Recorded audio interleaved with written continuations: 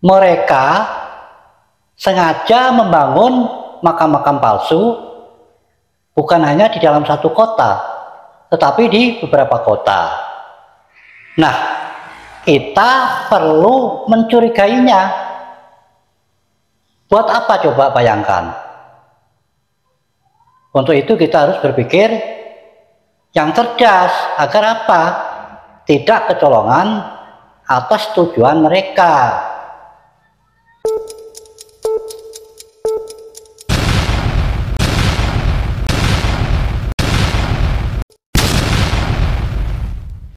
Assalamualaikum warahmatullahi wabarakatuh. Saudara-saudaraku semuanya, sebangsa dan setanah air. Beberapa hari ini banyak pemberitaan tentang makam-makam palsu yang dibuat oleh kaum Pak Alawi. Salah satunya adalah makam Raden Tumenggung Sumodiningrat yang ada di Semarang. Itu diduga palsu karena yang asli itu ada di Jogja Bantul. Nah, kita juga mendapatkan berita-berita bahwasanya Pak Alawi ini telah membangun beberapa makam palsu di beberapa tempat. Nah, hal yang seperti ini, tindakan mereka meskipun hanya membuat makam palsu maksudnya ya, harus kita tetap curigai. Buat apa coba tujuannya?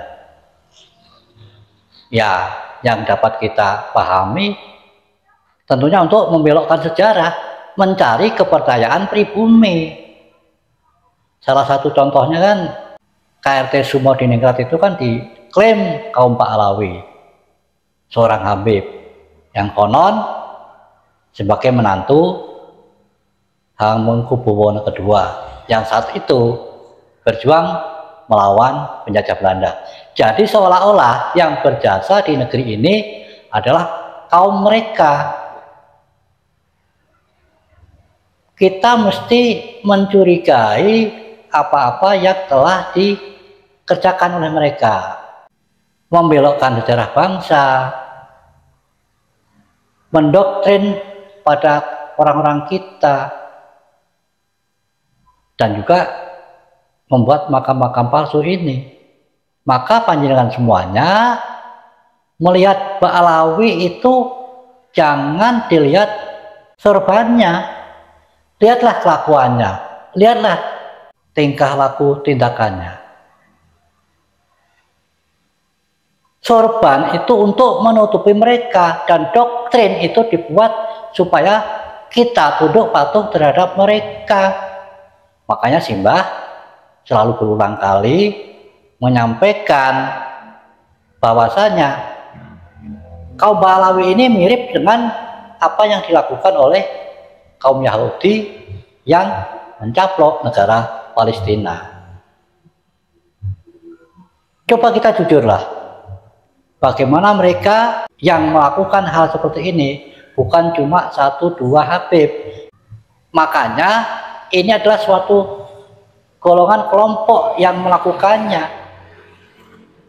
yang selama ini kita anggap baik. Contohnya Habib Syekh lah, membuat video mengatakan Habib Rizik gurunya NU, kan begitu.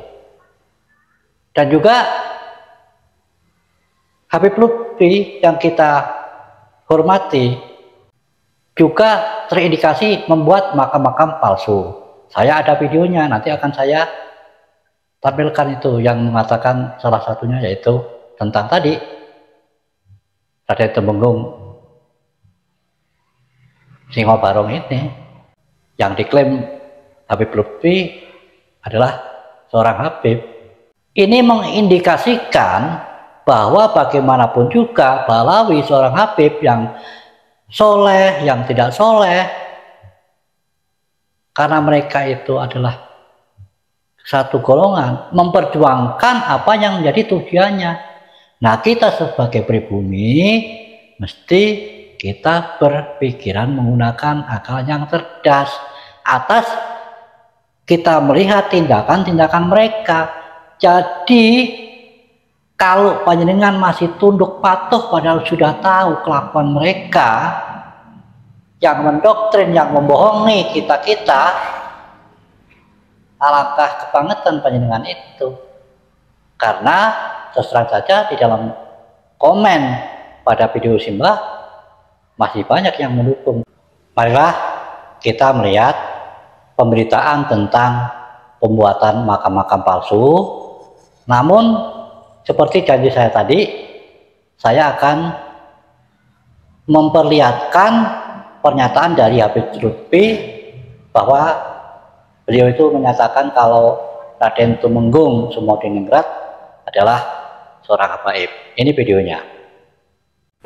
Nah, ketika beliau membebaskan Kanjeng Sultan Hamengkubuwono ke-1, maka diminta oleh Kanjeng Sultan Habib Toha Sudikiranya untuk mengawal beliau di Ngayogyakarta.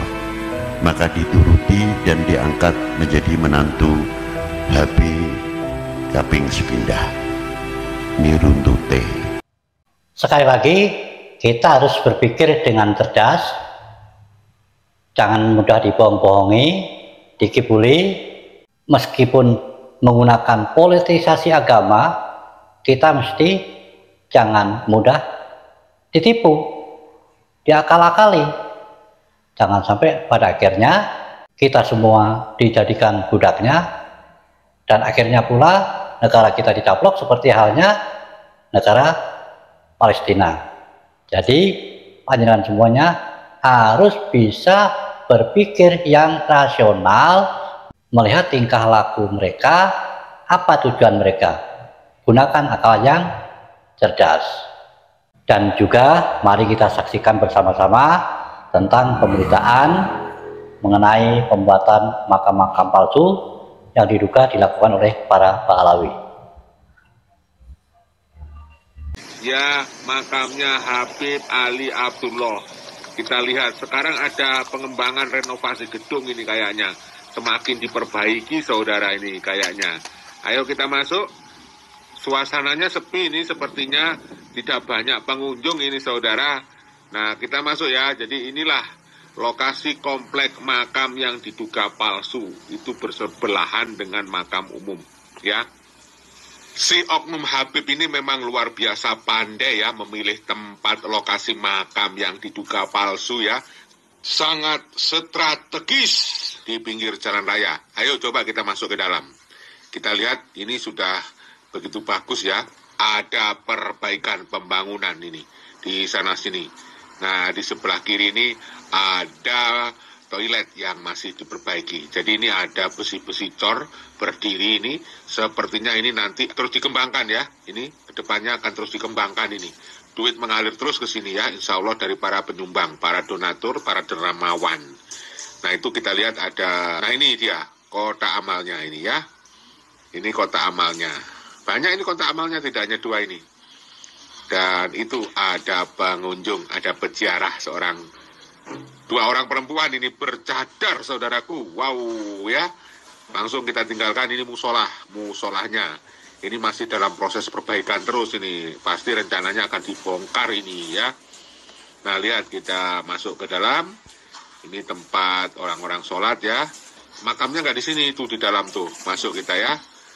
Yuk kita masuk. Ya Allah luar biasa. Ini relatif mewah saudara. Nuh kamu lihat itu ya. Kita masuk ya ke dalam ya. Ini ada terus pembangunan itu, ada pekerja di situ, pekerja ya, 2 orang. Terus memperbaiki bangunan untuk menjaga makam ini kali ya. Nah, ini di dalam gedung ini makamnya. Ayo kita masuk. Nah, ini dia.